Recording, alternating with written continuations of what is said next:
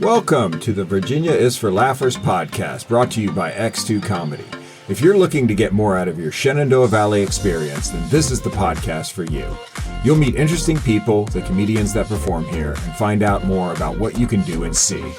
Whether you live here or plan to visit, listen to explore what helps make up our unique slice of heaven. Now here's your host, Dawn Davis Womack. Hello, listeners. I'm super excited to bring you a special guest today. He'll likely be my favorite guest of all time. Definitely hard to beat. We have Landon Turner, a former Harrisonburg high school football standout who was recruited all over the country. He played in the U.S. Army All-American Bowl and then went on to play for the University of North Carolina at Chapel Hill, where he was an All-American and won the Jim Parker Trophy Award. He then went on to play for the Saints and start his NFL career. And now he is a full-time software engineer living with his wife in Durham, North Carolina, and they're celebrating 4 years coming up this weekend. We couldn't be more excited to have him. And he's most famous in our house, by the way, because he also happens to be my son. Please welcome our wonderful guest, the one, the only, Landon Turner. Yay! Welcome, Landon. Hi. Thanks.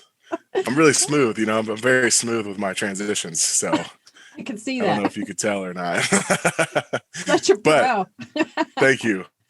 Very, very excited to be here in this capacity and to share be on your podcast. This is exciting. I know, right? It's my very first podcast.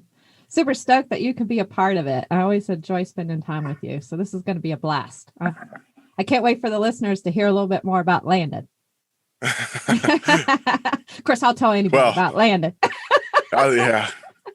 That's a given, right? That makes sense. I know. I'm one of those moms, but it's all good. I wanted to start actually with, you were a 4-year starter at Harrisonburg High School. And I thought it'd be interesting if you could share a little bit with the listeners about what was so special about that experience for you and playing for Harrisonburg. What was so special about playing for Harrisonburg? Obviously, everything is the truest and the rightest answer of them all. I don't know. It's crazy that it's been 2021. I'm not strong with the math, but it's been a lot of years. It's been over 10 years. Actually, it has been exactly 10 years since we graduated high school. Time flies.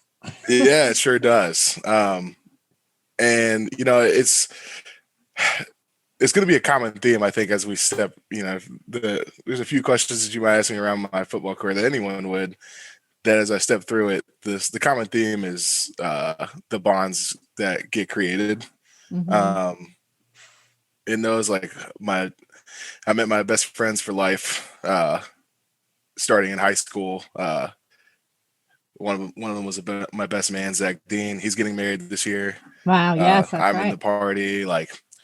There's a lot of cool stories and just kind of having a shared experience with those guys and experiencing the typical ups and downs of a football season and kind of especially in a season like a coming of age season. Mm-hmm.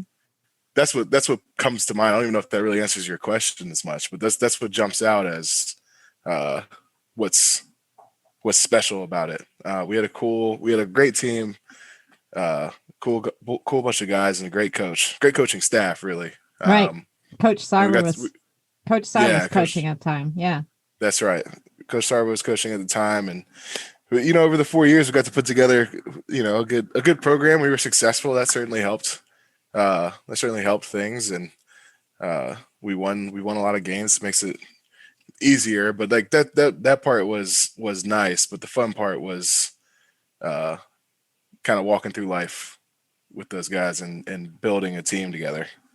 Yeah. Now, that wasn't the first time you started playing football, though. You started playing football. When did you start playing football? I started playing football, which these are going to be funny because you obviously know this. I know.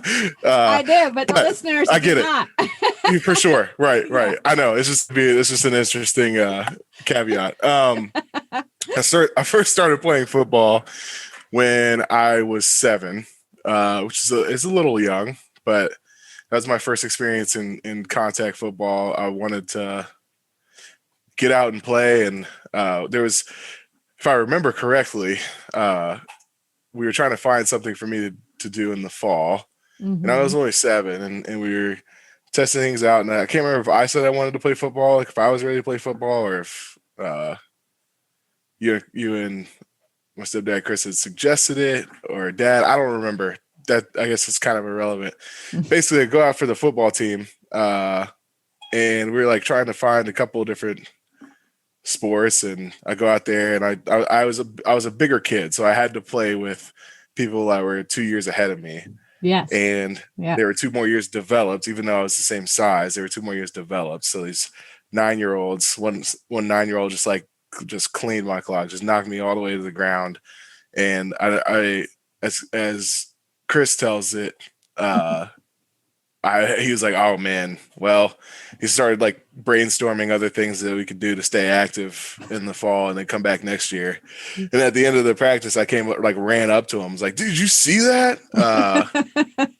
So I got kind of started very early, and I mean, it's genetic. You know, my father played, my biological father played. Yeah. A lot of family heritage around football. I had an uncle that played in the NFL and played a lot of West Virginia football alum and Duquesne. Like I could list them all off, but we're a football family, so it's a little like I think it might even be in our literal DNA. I wonder if there's a football gene, because if there is, I think we have it. Yes, I think so too. So it's kind of inherent, and I always loved it, even since I could walk. But I really started playing when I was 7, and getting after it then. Yeah, and then being recruited all over the country, you had options for a full scholarship, but you landed at the University of North Carolina, Chapel Hill. Was there a big difference between playing high school football and college football? Oh yeah, there's definitely a big difference, because there's a big jump from being 17 or 18 and then hopping on the field with a bunch of 19 to 20 to 22-year-olds like, who have been, especially when a lot of guys have been through like 1 or 2 years of a legitimate like strength program, and like that on top of the like physical development, just from natural human growth. It really like it's a cocktail for a massive jump in game speed and strength and like difficulty in talent. It was a big jump. And on top of that, another aspect of that is there's so many schools and so many different levels of competition. Like, for example, you got single A schools, like from small schools to big schools. You can come from a big pool or a small pool, and it's very hard to tell like really where you truly stand because of all the like the diversity in size and the people playing around you in high school, because that's all location based, so you don't control like the talent that you play against, right? So that aspect plays into the same like gap, because you don't really there's no good litmus tests even with camps and all that until you actually get on campus. And I remember like it's just a whole different level of everything starting to work out. Was like, oh, okay, like this is serious stuff. We're doing serious weight and serious workouts. And then I remember like one of my very first practices, I was supposed to do a double team with the center. He was the starting center. And so we both get in our stance, and we're both supposed to hit this bag like together in unison, because we're double teaming. It's like a double teaming drill.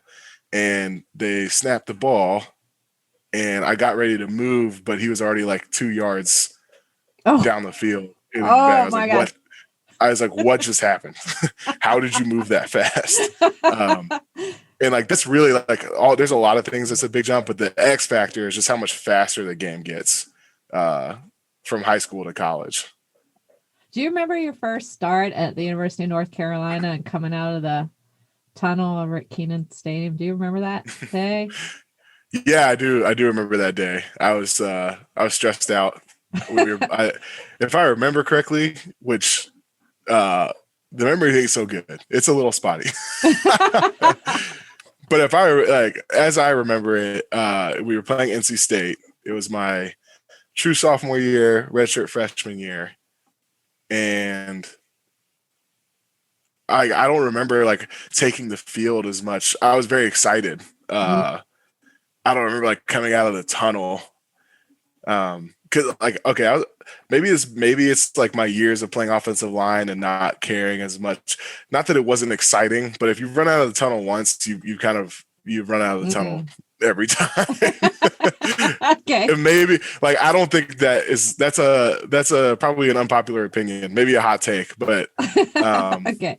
like once you get to a level and run out of the tunnel once, then it's just like there's a lot of other things to worry about. I gotcha. Okay. And I was worried about like making sure that I did my job and didn't let the team down and like played well. And like I enjoyed the playing part for sure. And that's what I remember. I remember finally getting the chance to play was like so exciting, and I was in like just in a state of joy. Tired joy, but joy. Joy.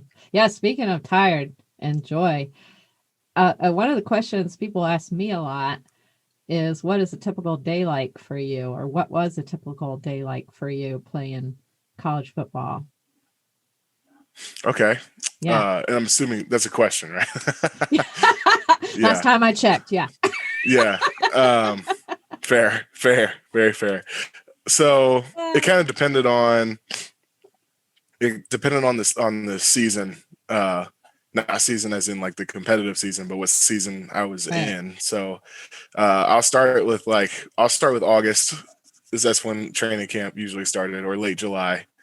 And that's about 3 to 4 weeks of, as Coach Larry Fedora would so affectionately put it, wall to wall ball. Okay. Yeah. So it's like 12 to 15 hour days of practice, lifts, workouts, and like an astronomical amount of meetings. I still, like, looking back, I question why football needs so many meetings. I feel like a lot could get done in a lot shorter time. Right? I feel like we pad ourselves a little bit. Maybe it's this idea like, oh, we just gotta like make sure we're doing as much as we can. I don't know. Right. Yeah. You've had several conversations with Chris about that. Revamping college football. Yeah. So in training camp in a nutshell is wake up at 7, go get breakfast, tape up, go to practice, sit in meetings, go to lunch, sit in meetings, either have a walkthrough or workout or both. Then go have dinner, and then sit in meetings, and then go back to the hotel and go to bed. Yeah, and somehow fit in class, and somehow fit in studying. Well, this isn't. We haven't got to there yet. Oh, this is usually this is before school. This is before school starts. Okay, and that's kind of why they have the room to be like, oh, let's keep these guys all day. So is that when you guys stayed at the? It's a loft, right? A loft. The A-Loft Hotel, which is where we would stay when I was at UNC. During that August period for those 3 weeks. During that August period, right? Yeah, okay. We would go to a physical hotel. I have no idea what they did now, because even the scarier thing is that I am now 6 years removed from college, which hurts. It hurts me too. Yeah. Oh, I mean, just figuratively and literally hurts. So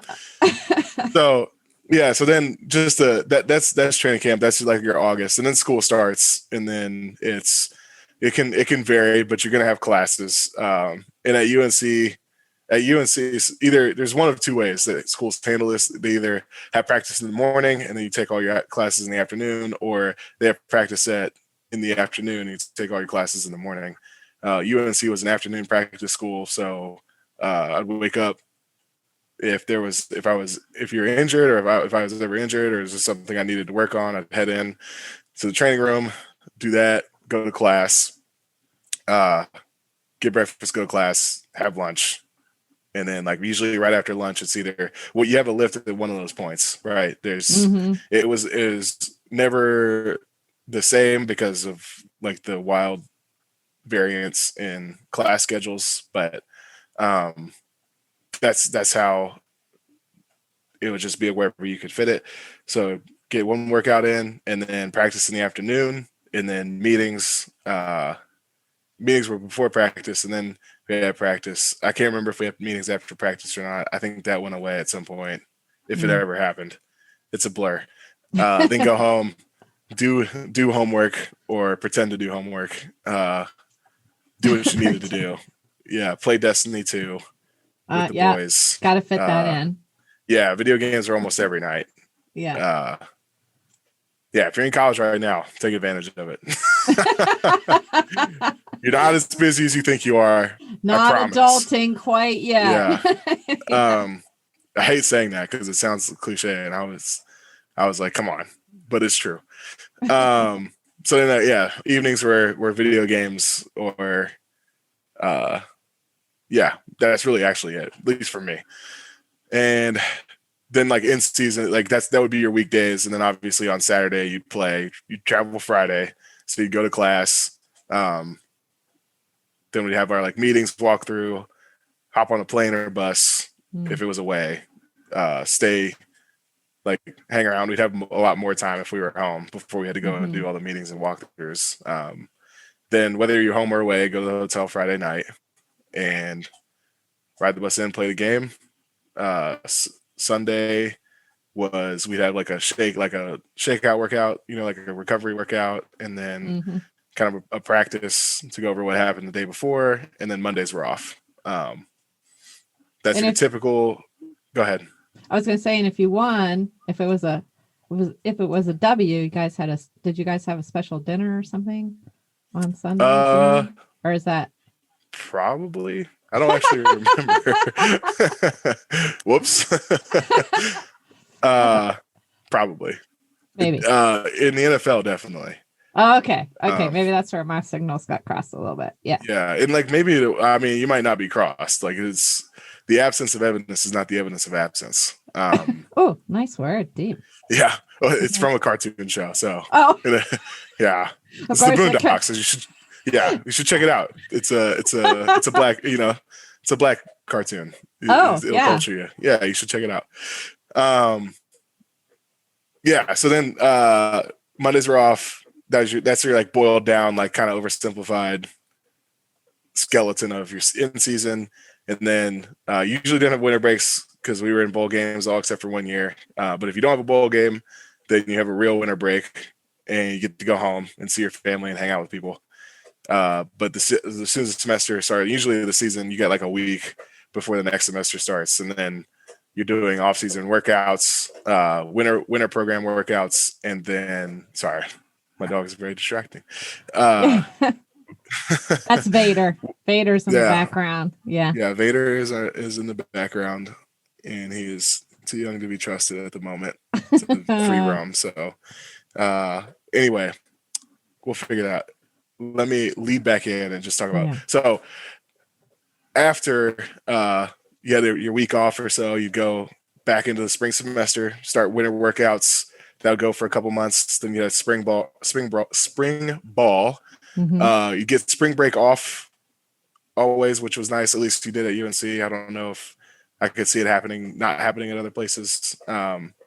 Play the spring game in April, and the spring ball is very much like a lighter version of the season. So like from March to April, it's like work class in the morning, practice in the afternoon, but it's it's every other day. It's like it got less and less intensive because we got more and more realistic as a society in football.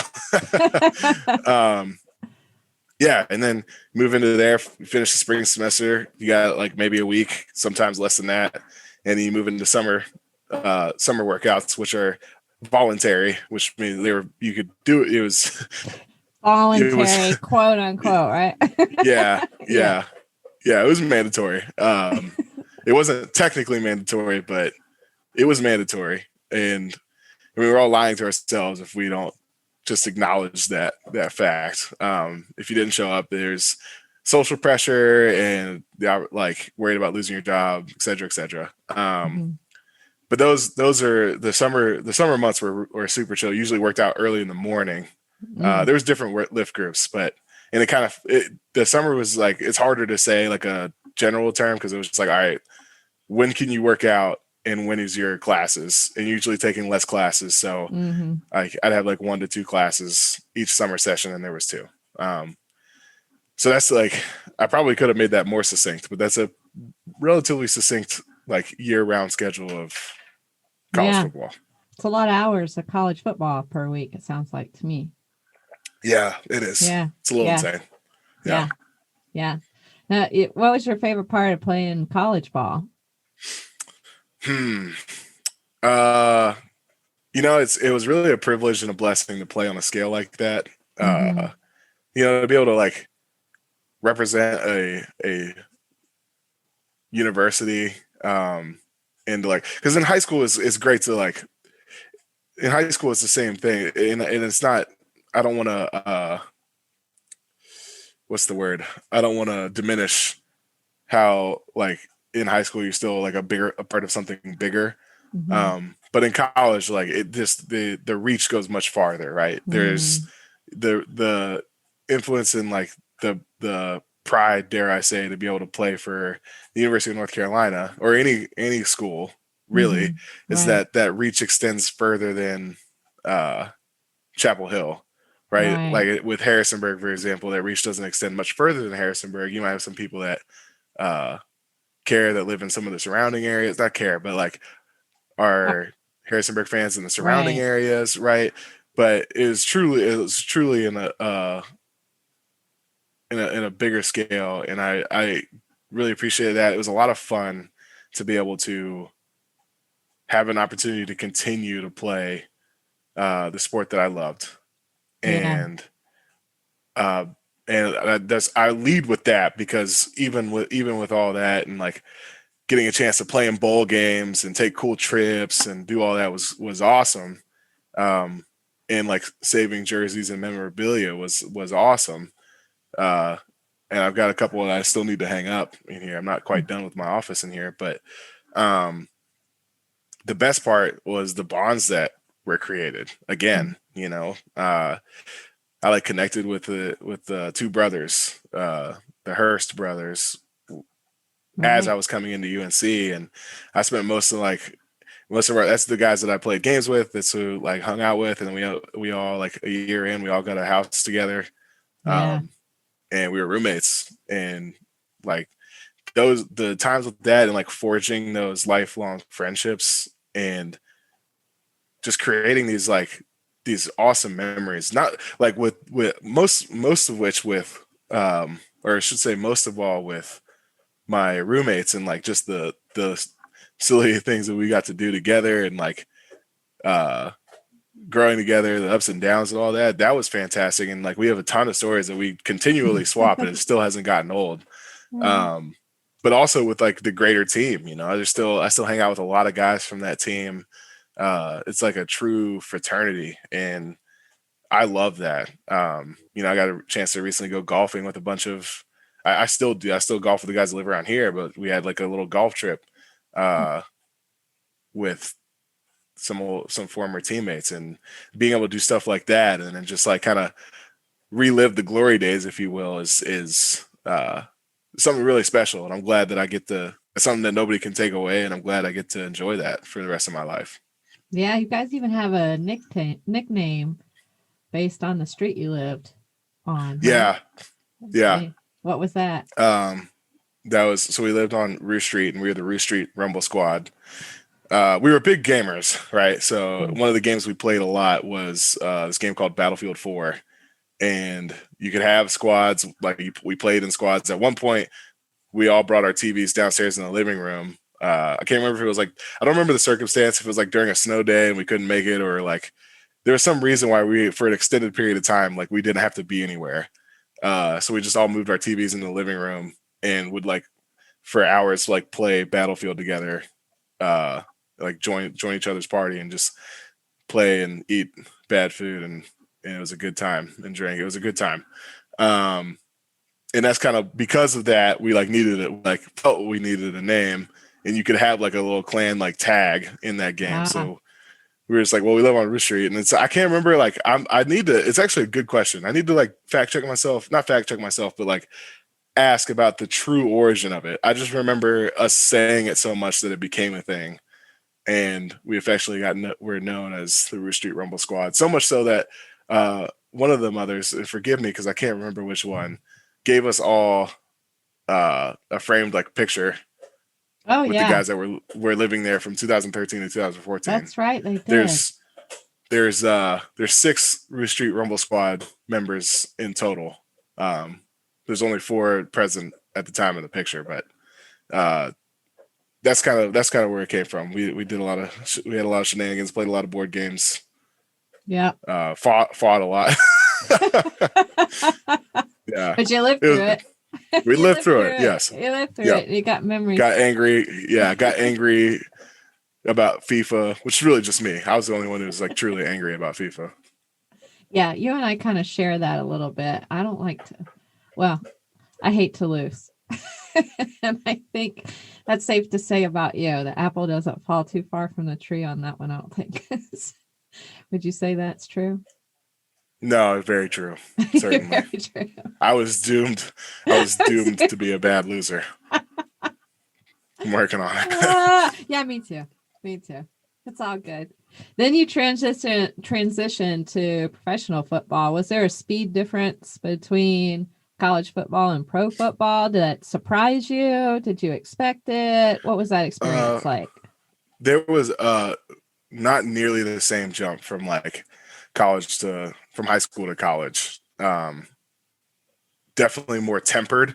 I think it was a step it's definitely faster, but it's not faster because everyone's like physically better than you. And in fact, like especially as a rookie, like you're in better shape than most everyone because it's kind of all downhill physically from there for most. Some guys like, but actually for all of us, because I mean, even if you play for 10 years, like it's going to take more and more, exponentially more to stay like, all right, at that same top like physical speed each year that you play. And football is not easy on the body, so it just takes a lot of money and time to like to stay that. So it's not. When I say that, I'm not saying it's impossible. I'm just saying just facts. In my like one of my to just kind of support that fact is often as an offensive line we would all just like swap stories of the conditioning tests that we would do in college and like the runs we would do, and all of us are just like how. There's no way. There's no way I could do that right now. Like, no. So physically, there is certainly a jump, but it's not nearly as jarring, if even jarring at all, right, as it is from high school to college. I think mentally is where the big jump is. If you didn't go, especially particularly so if you didn't go to a school that had an NFL like playbook like system to work with, because then it's going to take, then you got a bit of a learning curve, and because of the if you're good enough to play in the NFL, then you're probably physically got everything that you need. And the real differentiator, unless you're like this superstar talent, which most aren't, the real differentiator is what do you know and how can you put yourself in the best possible position, because that's where you can either make up some speed or be able to play better just in general. That's like, I believe that's the X factor. I'm sure maybe someone would disagree with me, but just in my experience, that's what I noticed was like the big difference was in the knowledge of the positions. Okay. And yeah, that's part of it. All right. And just the playbook and football concepts, right? Like it's a lot more complicated, and the deeper understanding you can have of schemes and the nuances, then the less that you have to think when you're playing, which means you can play faster and with more I'll say reckless abandon, but I don't mean it for lack of a better term, reckless abandon, because you like trust yourself and you like where you need to be, and it's, at that point it's all about, it's more, the more instinctual you can make it, the better that you'll play. If I'm hearing you right, the deeper knowledge you have of the schemes in many ways makes you a quicker player. Yes. Okay. Yeah, it makes you a quicker player, and you won't be slowed by decision. I see. Because every second counts, because everyone that makes it to the NFL has a chance to play is more than capable of doing so. That was one of the biggest differences I noticed too, is that it didn't matter who, like even in college sometimes, you'd like go play a team, and I mean, there's nothing against that person, but it's just like, okay, like this is manageable. Like I there's still like there's some skill gaps in college. I see. Right, where you're gonna be like better than someone. That is almost to me that's almost eliminated in the NFL, where everyone was the best college player on their team. True. And so the talent gap is much smaller. Almost there's a word for it, and it's escaping me, but like almost negligible. That's it. That was the word I was thinking of. Yeah.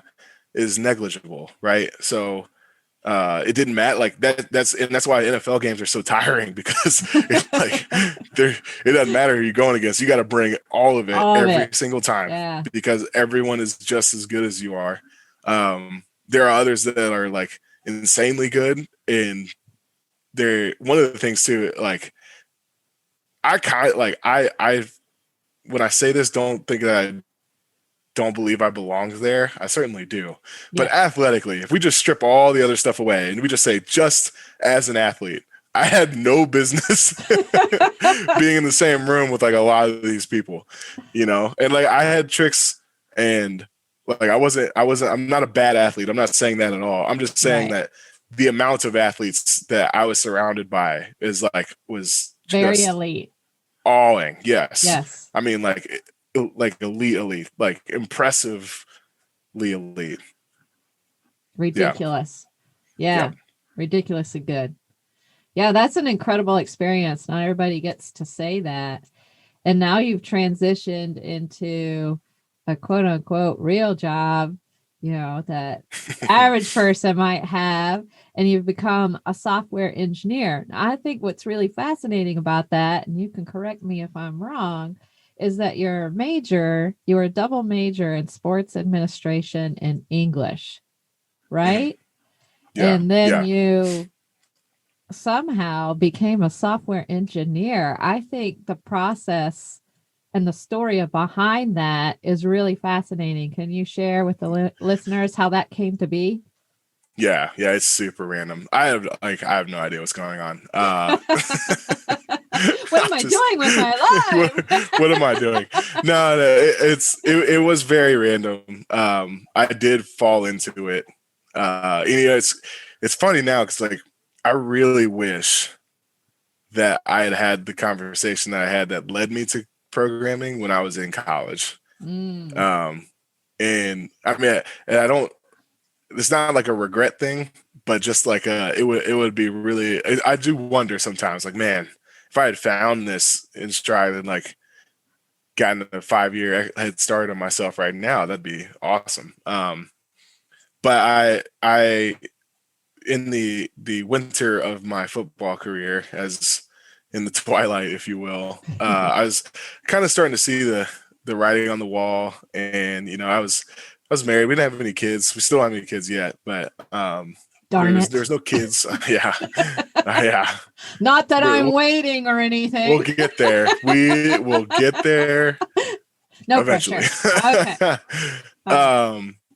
So it was just me and my wife Melanie, but even so, like I was hopping around a lot. There was I wasn't like sticking to any team, and I was still having to pay to like work out, and there wasn't any income really to speak of. Melanie got a job, but she was still like kind of climbing and like establishing herself, because we kind of put her on the sideline because our opportunity in football was more lucrative at the time. This is something we decided to do. Mm-hmm. And so she was just kind of let me be careful here, because it's not like she was, I didn't just say like stay at home. Right. No, that's ridiculous. She was working. Right. Yeah. Yeah, she was working. She was just not working towards she was working to do what she could to start getting an idea of what she wanted to do, which is especially wedding planning, which is a story in and of itself, which she is on track, and I'm super pumped for her. But again, I'm sure if we get to that, we'll get to that. But I was hopping around a lot of teams, wouldn't stay anywhere more than 2 weeks. And I was like, I need to be more prepared. And I remember asking like some of the booster guys at UNC and like the associate AD, I was like, hey, I'm just like kind of looking around, like, what do you think? And I started networking a little bit. And I can't remember who it was, but somebody asked me like, well, what industry do you want to be in? And I was like, what industry? Like, I knew what he was asking, and I knew there was a lot of industries, but like it scared me how much it stumped me, because no matter how hard I thought, all I could think of was like, well, football. And I was like, okay, it's time to start talking to people. So I just started grabbing coffee and networking, and kind of like that was like my mindset. That's not what eventually led to engineering. It actually happened on a plane. I had to work out with the Titans, and they didn't sign me and sent me home. And on that plane home, I like sat next to this guy, or he like sat next to me. He got stuck next to me on a Southwest flight because there's just none left. And like I was hoping, somebody took some like 5'2" lady took the emergency row, which like, listen, if you're under 6 feet, like I'm sorry, don't sit in the emergency. It's one of his pet peeves. It's one of my biggest pet peeves. Yeah. And don't give me that, like, I paid for it, I got here first. Like, don't be so selfish. That's insane, right? If you can comfortably fit, I'm gonna go off on a tangent. Let me stop myself. Okay. Woo! I'm fine. Anyway, he had to sit next to me, and like it's funny because we looked at each other and we were like, yeah, sorry. And then me being myself, I couldn't help but like I was kind of mad because I didn't make a team, and I was playing my Nintendo Switch, and I was like, I'm just gonna play my Switch. I don't want to talk to anyone. So I started talking to him, and anyway, because I couldn't help myself.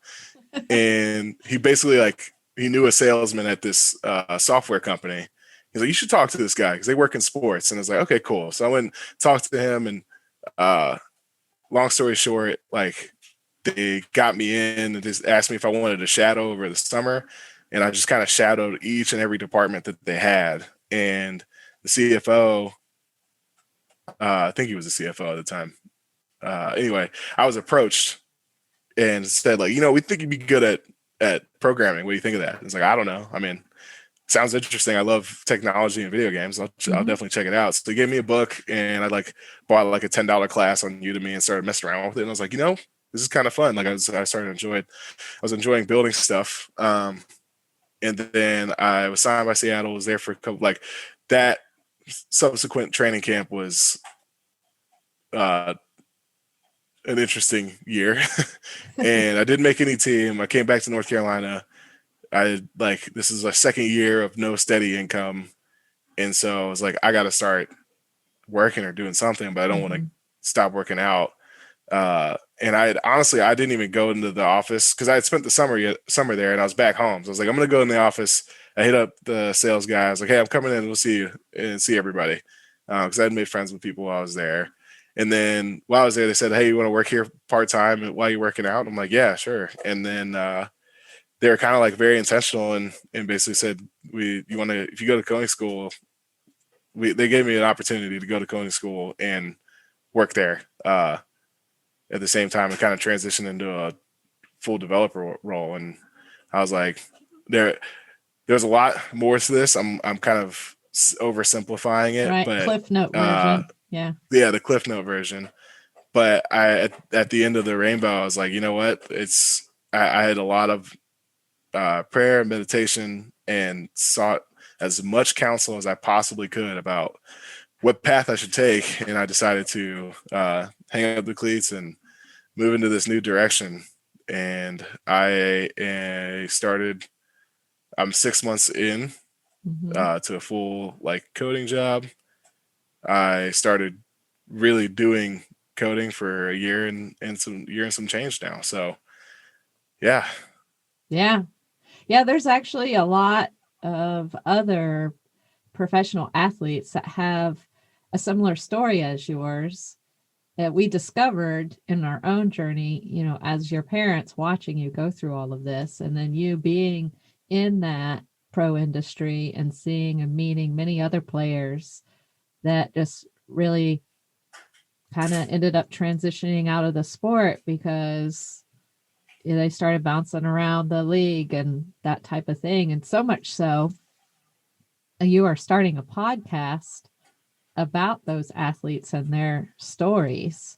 What is that podcast called? And it hasn't been launched yet?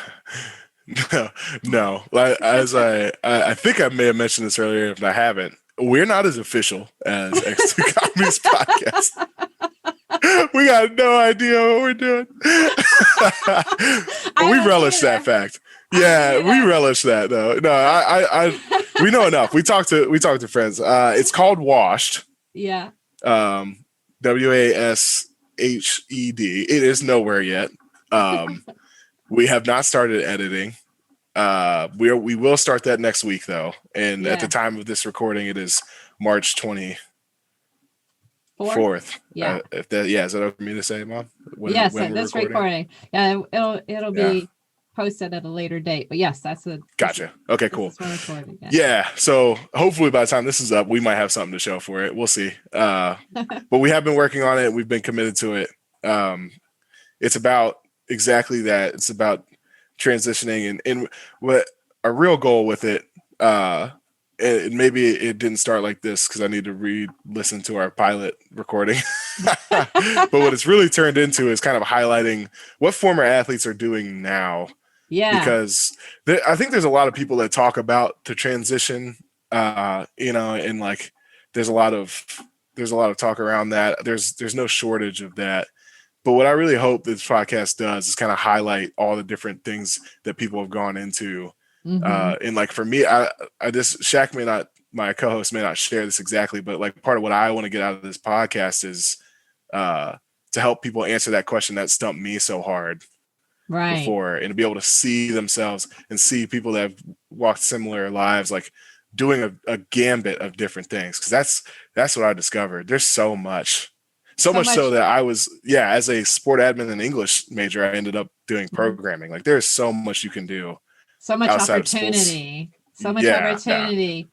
You know, these young men and women too are ending their professional athlete careers at a young age with a whole life ahead of them. And I think that is be very encouraging to a lot of young athletes out there to see a world greater than their sport, and that there's a lot to look forward to when it's time to hang up the cleats. Yeah. That life after pros. Yeah. That's exactly right. I'm excited about that. When he does get it ready, listeners, we will put that link to his podcast on our website, x2comedy.com, and we'll make an announcement as that begins to come to fruition.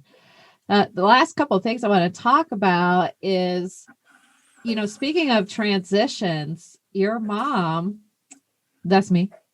Oh, really? Yeah. How about it? A transition later in life into becoming a stand-up comedian. And in fact, I have some jokes about being your mom and going, you know, what it was like to be a part of your journey. You know, have some jokes about your size and about football, have Drew Brees bit, and some different fun stuff for people to listen to and laugh and enjoy. What's that been like though for you to hear those jokes your mom tells and watch her do her thing? It's been a lot of fun. There's no other way to put it. It's been a lot of fun. I love how much that you love it. that probably is my favorite part. Like, I could care less about the jokes about me, or even like, honestly, even how it's going. Like, I want it to go well for you, but the thing I care about the most, and what comes to mind when you ask me this, is just how much fun that you have doing it. You're kind of made for it, I think. Oh, thanks. Yeah. I think you were made for comedy. I'm sorry. You're very funny. I don't know what that means. I think it's a little bit of a requirement. You know what I'm saying? Yeah. So that's what comes to mind. It's fun. We've enjoyed like stand-up comedy as a family for a long time. Like we've shared, Brian Regan and like Bill Burr, Sebastian Maniscalco, like you were something. I He- randomly found him. He's fantastic. He turned us on to Sebastian. I'm totally Yeah. But like my point, like, that's something that we've done a lot to bond as a family over the years. But that even before you transition to it, like that's something that I remember at least us enjoying a lot. And like honestly, we've never even talked about that. But as I'm sitting here talking to you, thinking about it, it's like we kind of primed you up for it, just with our own like pastimes. And it's exciting, and it's exciting, and it's inspiring. Because you don't like it's harder to transition. It's hard to transition, right? Especially after you feel established in something, or you feel established just as your person, to be able to be like, I'm going to try something completely new. It's something really difficult to do, and I haven't seen you falter. Not to say you haven't had hard times, because like that'd be ridiculous. You don't have to tell me. I know that it's been difficult in different ways, but when things are difficult, you still like, you've never like wavered. Falter, falter maybe, right? But you've never wavered. And I've never known you to not enjoy what you're doing now, and that's really cool. Yeah, it's a lot of fun, I must say. Best part is just to see a whole bunch of people enjoying themselves and laughing and taking a break from the stresses of life. And sometimes it's just plain downright hard. And when we can laugh together and take a break for a minute, I feel like it's an awesome reset button. It's awesome reset button. Oh yeah, definitely. Yeah. Well, let's kind of close or land the plane, as I would say. And I don't think you close the plane. Yeah, we want to land the plane. I hope you close the plane. Well, yeah, that's true. People bring her down, maybe bring her down. Bring her down. Bring her down. Bring her down. I was trying to think of some nautical term, but I just fell flat on my face. I know. So never mind. I don't know where we're going with that, but anyway, I can think of a couple of memes that came to mind, but that won't translate well. Okay, maybe we'll leave that there. We can bring you on again sometime. But how can people follow you on social media or get in touch with you? Yeah. So you can follow me on social media. Let me start with Instagram at Landon Lewis Turner, Landon _Lewis _Turner. Lewis is spelled Lewis. I used to post a lot. Used to be all football stuff. I am not a great millennial. I don't post as much as I guess I should. It honestly bothers me. I think about it so much. I'm like, man, I should post, but I just don't have anything that like I post my dog and my wife. The occasional throwback, and I have yet to. So let's throw this out into the ether. I'll be posting some podcast stuff, I'm sure. But if there's like if there's some content that would be interesting, hit me up, DM me. I use Instagram the most as my social media medium. I am a stout lover of memes. Most of my camera roll. That's part of the problem too. Is that most of my camera roll. It's just memes at this point. don't have any pictures. So I think the takeaway is he likes memes. Yeah, I do like memes. You can follow me on Twitter. I a similar case. I'm there. I exist. But my Twitter handle is at EL_TEE_78. That's LT, like the golf tee. Yeah. 78. Yeah. And then I those are the two best. So you can look up Lando Dev, like LinkedIn, and search Landon Turner. I have a specific URL. I customized it, and so if you'd like know how to work LinkedIn, it's Lando Dev is my their profile tag. Yeah. Okay. Yeah, my profile. Yeah. Thank you. Yeah. Yeah. Any other socials I'm missing on? What else? Okay. Like you're not on Facebook. Man, I'm on much. Reddit. You're on Reddit. No. I mean, really you can add Facebook. me on. Yeah, I don't even I haven't added a friend on Facebook. Yeah, I haven't added a friend on Facebook in like I don't know how long. Yeah, that's for if you're right. If you're a so gamer, I'm on Facebook. Yeah, well, that's experienced. You're just a higher level. That's all. Seasoned. Yeah, that's it. Seasoned. Yeah. If you're a gamer, you want to know like. You play some. Oh yeah, you probably find them on games more often, I guess. Yeah, that sounds. Yeah. So if you're a gamer, how can that? Gamers would probably love to connect with you. What's your? I'm sure. My PlayStation, which is what I play multiplayer on, probably the most is. Oh man, okay. I made it a long time ago, right? It's UNC, all caps, _Dragon D's. That's the mythical beast dragon. Okay. D's. Okay. DEZ. Okay. And I think it's longer? Oh. That's it. Okay. That should be it. Okay. And I'll double check that. If you need it, I'll put it in the show notes. Maybe mom will put it in the show notes. I'll probably help everyone out to sum all that up. I'll put all of that in the show notes. Thanks. And if you don't listen, I don't know if there's some PC gamers out there. I just built a gaming PC this year. I've got like 2 friends. So on Steam, I'm all caps LT_hammer. Yeah. But the hammer's a 3. The E is a 3 in hammer.